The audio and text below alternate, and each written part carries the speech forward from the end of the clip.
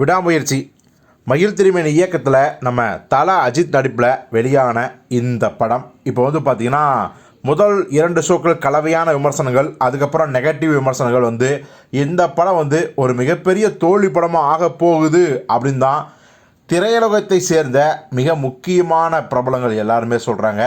சொல்லி வச்ச மாதிரியே புக்கிங் முதற்கொண்டு ரொம்ப புவராக இருக்குது. இத்தனைக்கும் இந்த விடாமுயற்சி படமும் தமிழ் சினிமாவின் 1000 கோடி வசூல் அடிக்கக்கூடிய படங்கள் லிஸ்ட்டில் வந்து இருந்துச்சு அப்படிங்கிறத மறுக்கவே முடியாது. இப்போ இந்த படம் வந்து பார்த்திங்கன்னா மற்ற ரசிகர்களுக்கு பிடிச்சிக்கோ இல்லையோ, அஜித் ரசிகர்களுக்கே பல பேருக்கு பிடிக்கல. அதற்கு காரணமாக சொல்லப்படுறது அஜித்தோட இமேஜ் வந்து இதில் சல்லியாக நொறுக்கப்பட்டிருக்கு. அதுக்கு யார் காரணம்? மகிழ் திருமேனி கேட்டால் கிடையாது, அஜித் தான் காரணம். அதாவது அஜித்தோட ஒரு எண்ணம் என்ன அப்படின்னா, நாம் வந்து வெறும் மாஸ் ஹீரோவை மட்டும் இருக்கக்கூடாது.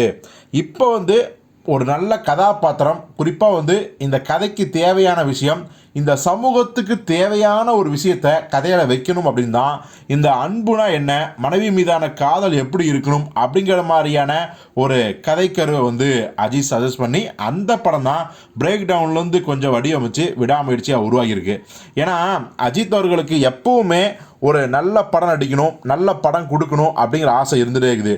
அது முகவரியாகட்டும், கிரீடமாகட்டும், இப்போது விடாமுயற்சி ஆகட்டும், இது எல்லாமே அவருடைய அடுத்தடுத்து ஒரு பரிசோதனை முயற்சி அப்படின்னு தான் சொல்லணும். ஏன்னா முகவரியும் பார்த்திங்கன்னா நெகட்டிவ் கிளைமேக்ஸு, கிரீடமும் பார்த்திங்கன்னா நெகட்டிவ் கிளைமேக்ஸு, விடாமுயற்சி கிளைமேக்ஸில் ஒன்று சேர்ந்தாலும் கூட, அதாவது அஜித் மாதிரி ஒரு ஹீரோ இருக்கும்போது அவருடைய மனைவி, அதுவும் ஹீரோயினுக்கு வேறொருத்தர் மீது வந்து அஃபேர் வருது அப்படிங்கும்போது நிச்சயமாக அதை வந்து அஜித் ரசிகர்களால் ஜீர்ணிச்சிக்கவே முடியல. அஜித் ரசிகர்கள் மட்டும் இல்லை, மற்ற ரசிகர்களுக்கு கூட வந்து அதை வந்து டைஜஸ்ட் பண்ண முடியல. ஸோ அப்படிப்பட்ட ஒரு விஷயம் இந்த படத்துக்கு பேக் ஃபயராக அமைஞ்சிருச்சு அப்படின்னு தான் விஷயம். அஜித் என்ன தான் ஒரு நல்ல படம் கொடுக்கணும், மக்களுக்கு மெசேஜ் கொடுக்கணும் அப்படிங்கிறதுக்காக தொடர்ந்து முக்கால்வாசி படத்தில் அடி வாங்கிட்டே இருக்கிறத யாராலையும் பொறுத்துக்கொள்ள முடியல. ஸோ இதுதான் விடாமுயற்சி படத்துக்கான ஒரு மிகப்பெரிய நெகட்டிவாக அமைஞ்சிருச்சு, அந்த படத்துக்கான பேக் ஃபயராக அமைஞ்சிருச்சு. ஸோ இனிமேலாவது அஜித்குமார் அவர்கள் ரொம்ப போட்டு குழப்பிக்காமல் நடித்தா விஸ்வாசம் மாதிரி, வீரம் மாதிரி, பில்லா மாதிரி கரெக்டாக பக்கா பேக்கேஜோட கமர்ஷியல் அடிச்சுட்டு போயிடணும். இல்லை தன்னுடைய ஒரு பரிசோதனை முயற்சிக்காக அப்படிங்கும்போது அதை வந்து ஒரு லோ பட்ஜெட்டில் எடுத்தாகணும். இப்போ அஜர்பைஜான் அவ்வளோ செலவை கிட்டத்தட்ட ஒரு 300 கோடி பட்ஜெட் வந்து பார்த்தீங்கன்னா இந்த படத்தில் வந்து என்ன ஆக போகுது அப்படிங்கிறது தான் எல்லோருக்கும் மிகப்பெரிய கேள்வியாக இருக்குது.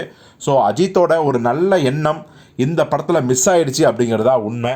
ஸோ நீங்கள் யாரெல்லாம் இந்த விடாமுயற்சி படம் வந்து அவர் சொன்ன அந்த மெசேஜை மட்டும் நாங்கள் எடுத்துக்கிறோம், படம் எப்படி இருந்தாலும் பரவாயில்ல அப்படின்னு நினைக்கிறீங்க, இதை கமெண்ட்டில் சொல்லுங்கள்.